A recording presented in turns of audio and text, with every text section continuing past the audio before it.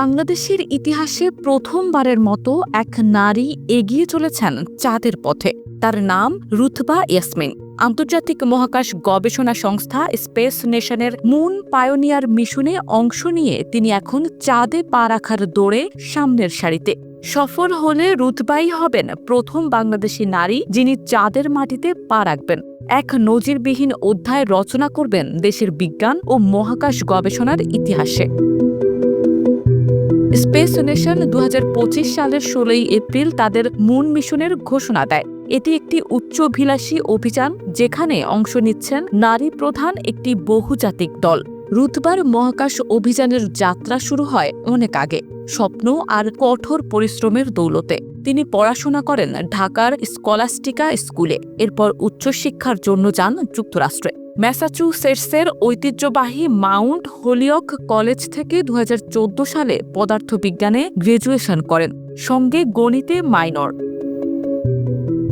Covid মহামারীর সময় তিনি দেশে ফিরে আসেন এবং ডেটা সায়েন্সে উচ্চতর ডিগ্রি অর্জন করেন ইউনাইটেড ইন্টারন্যাশনাল ইউনিভার্সিটি থেকে।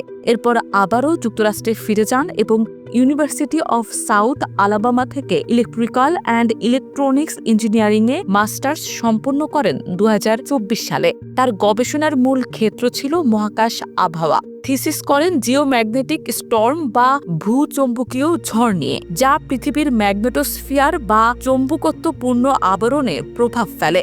এই গবেষণাই তাকে মহাকাশ অভিযানের দিকে আরও এক ধাপ এগিয়ে দেয়, স্পেস নেশনের চোখে এনে দেয় সম্ভাবনার আলো। স্পেস নেশনের প্রশিক্ষণ ছিল অত্যন্ত কষ্টসাধ্য ও জটিল। প্রথম ধাপে রুতবা কাজ করেন মুন বেস ইভা স্পেশালিস্ট হিসেবে। এই দায়িত্বে তাকে চাঁদের পরিস্থিতি অনুকরণে তৈরি করা জায়গায় স্পেস স্যুট পরে নানান অভিযান পরিচালনা করতে হয়।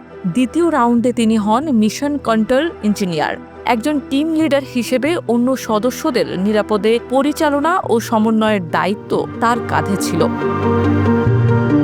রুতবার এগিয়ে চলা আমাদের বলে দেয়, সাহস আর স্বপ্ন একসাথে থাকলে সীমান্ত বলে কিছুই থাকে না, না ভূগোলে না মহাকাশে।